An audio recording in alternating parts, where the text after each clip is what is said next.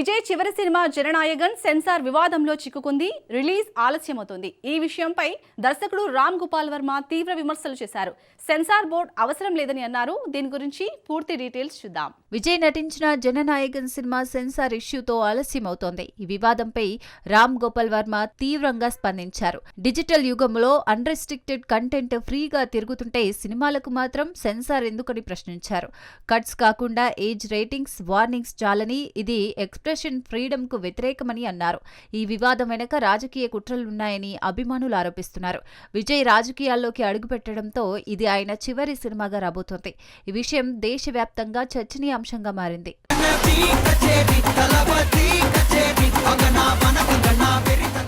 అనగనగా ఒక రాజు చిత్రం యుఎస్ఏ ప్రీ సేల్స్ లో అద్భుత ప్రదర్శన చూపిస్తుంది. ఇంకా 4 రోజులు మిగిలి ఉండగానే $100,000 దాటేసింది.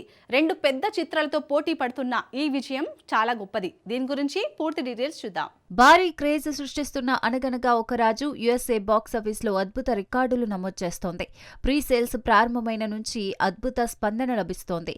ఇంకా 4 రోజులు మిగిలి ఉండగానే $100,000 మార్కును దాటేసింది. ఇదే సమయంలో 2 పెద్ద బడ్జెట్ చిత్రాలతో పోటీ పడుతున్నప్పటికీ ఈ స్థాయి ప్రీ సేల్స్ గొప్ప విజయాన్ని సూచిస్తున్నాయి.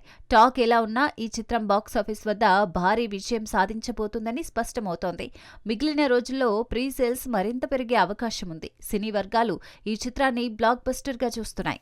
నోట్లు పట్టట్లేవు. చిల్లర వేయడం కోసం చిన్న కన్నం పెట్టామండి. చిల్లర గల కోసం సెపరేట్ ఉండి చేయించండి.